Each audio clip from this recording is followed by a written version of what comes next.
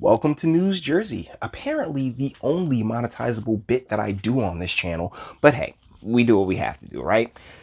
I was a gigantic proponent of bail reform. I thought that it was important.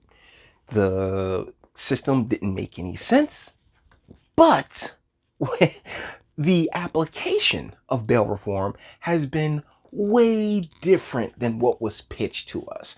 So now when I see stories such as this one coming to us from Insider New Jersey, Cunningham, Pou introduced bill package to reform criminal sentencing, I'm like, yay?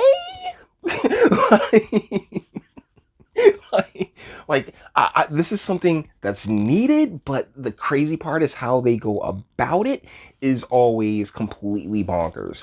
That's Sandra Cunningham, I believe, is her first name, and yeah, she seems like a gem. She's sitting next to Teresa Ruiz. She's the hot and spicy Latina that's done irreparable damage to this state. And if you really want to fix things, that's the hot and spicy Latina. We'll need a hot and spicier Latina to defeat. But either ways, let's get into this.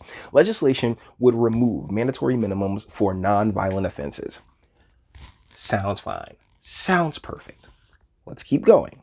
A major criminal justice reform package, which would alter criminal sentencing norms and remove mandatory minimums, has been introduced to the Senate. The legislation, sponsored by Senator Sandra Cunningham and Senator Nellie Powell, is based on recommendations of the Criminal Sentencing and Disposition Commission. Meaningful sentencing reform is long overdue. If we are ever going to reverse the harmful effects of mass incarceration, we must move away from doling out lengthy sentences for minor offenses. And this legislation is the first step towards realizing that goal, said Senator Cunningham of Hudson. By removing mandatory minimums on nonviolent offenses, we can return the discretionary power back to our judges and allow them to issue sentences based on what is truly in the best interest of the individual and our society. At a time when men, women, and children have flooded the streets, not only in America, but across the globe, who gives a shit? No offense, but I don't care what they're doing across the globe. I care about how this is being used to manipulate America, and this is not cool. To demand justice for George Floyd, Breonna Taylor, Ahmaud Arbery, and so many others, the need for structural change to the criminal justice system could not be clearer, which is why this video exists, said Senator Powell of Passaic. The sentencing reforms that we have introduced are just a small piece of that greater effort to build a safer, fairer, and more just New Jersey. All that sounds great. Let's keep going. The Criminal Sentencing and Disposition Commission was created in 2009 by the New Jersey legislature to conduct a thorough review of the state's criminal sentencing provisions and consider recommendations to reform the laws governing the criminal justice system. Senator Cunningham was a member of the commission, which was chaired by former Chief Justice Deborah Portis. Now, this was in 2009. Here we are, 11 years later. Guys, do you see what I'm talking about? When they hold the ball, they let the clock just run, because 9 times out of 10 people will always get distracted with something else, and we'll come back to it now when we can use it. So let's look at these bills. S2586. The bill, sponsored by Cunningham, would implement sentencing recommendations to the Criminal Sentencing Disposition Commission to eliminate mandatory minimums for nonviolent drug offenses and nonviolent property crimes. It would also reduce mandatory minimum sentences for second-degree robbery and burglary. Robbery and burglary are a little bit you guys know where I'm at in the entire drug war. So robbery and burglary, that's a different type of crime. I feel should be separated, because that's the thing about a lot of the laws here is that a lot of the law enforcement here is that what they do is stack charges. I've talked about this concept multiple times, where if they hit you with one thing, they're going to hit you with 1,000,003 other things in order to make sure that something sticks. Okay, and there's tons of laws based on everything. You can get a different it's a different statute when you rob somebody with a knife as opposed to robbing someone with a machete. The bill spot. S2593, the bill sponsored by Senator Cunningham, would authorize the administrative office of the courts to retroactively rescind the mandatory minimum period of parole and eligibility for inmates who committed nonviolent drug offenses or nonviolent property crimes. Once again, property, there is a level of value there. When it comes to the drug war, just get rid of the damn drug war. Come on, guys.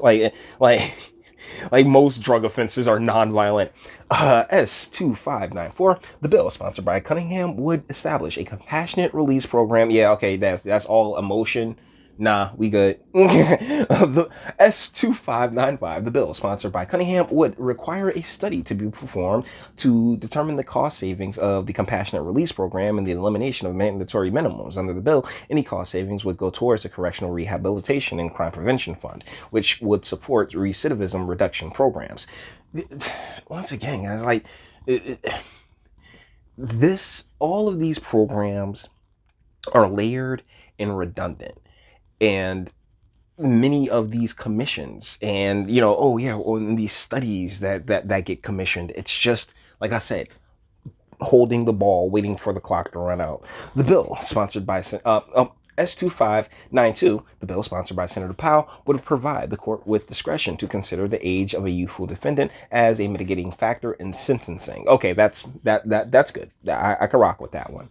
S2591, the bill sponsored by Senator Pou, would require the Department of Corrections Commissioner to issue a certificate of eligibility for resentencing to any inmate who committed a crime as a juvenile and was tried as an adult, receiving an aggregate sentence of incarceration of 30 years or more that has served at least 20 years of that sentence and has not been resentenced or previously sought relief under the bill. So what it seems is if they want to here's the thing. For a child, in juvenile court to be tried as an adult, you had to do some pretty egregious shit, okay?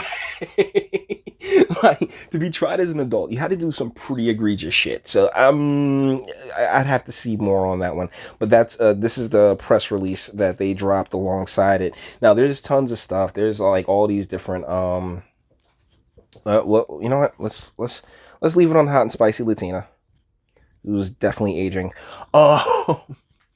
Sorry, Ruiz, but you just put forth the worst policies, like she really does. So the deal is that a lot of people, I always talk about how I want to see legislation. They're showing legislation. This, I can throw away a lot of it, but I can take some of it. Once again, when it comes to nonviolent, I believe B&E is inherently violent because you do have to break into somebody's house, and that is a physical act. Can you get what I'm saying? As opposed to just a drug offense. A drug offense is something completely different, and I believe that the entire drug war needs to just be taken off the board. Everything else that they're bringing up in here, I mean, it is what it is. It is what it is.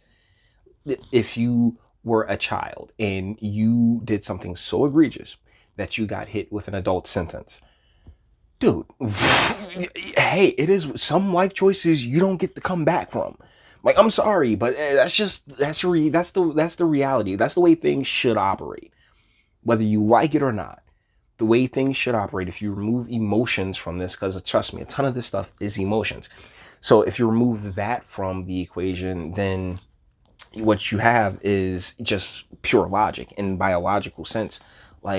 Hey, I don't believe, there's one thing to, hey, yeah, I stole a car when I was 16. It's another thing to be like, yeah, I murdered somebody at the age of 11. I committed cold-blooded murder at the age of 11. It's different situations, right? So I do believe that there needs to be a lot of space for the nuance in each and every individual situation. I do think that leaving it in the hands of judges is probably the best. Is probably the best case scenario, the best option that we collectively have. But at the same time, I don't believe in being suckers. Right? Because people will sit there, and that's a big difference between the masculine and the feminine, right? Is that ability to recognize that, yeah, people will lie to, get over on you and get their way and feel like they won up and got over on the system. It's a jacked up place to be in, but here we are. So with that being said, we're going to bring this one to an end. All the internet stuff. If you like to toss and like, dislike, go ahead and do that too. Nobody's scared of you. Sub if you enjoy my fantastic voice and you want to get videos like this every single day. Share because sharing is caring. And YouTube and Bitchute and like aren't the biggest fan of your boy over here for very obvious reasons. Bang the bell for notifications and speak. Let me know. What do you guys think in the comments? I'm with it, right? Like, okay, let's pull one out right quick. Pulling out a Ruiz. Legislation would remove mandatory minimums for nonviolent offenses. That's the byline right there, right? And that's what you want. But not all nonviolent offenses are nonviolent, and particularly like when it comes to the drug war, just knocking that out would take care of so much of this. But y'all don't hear me though. Either ways, let me know what you guys think in the comments, all right? And until the next one.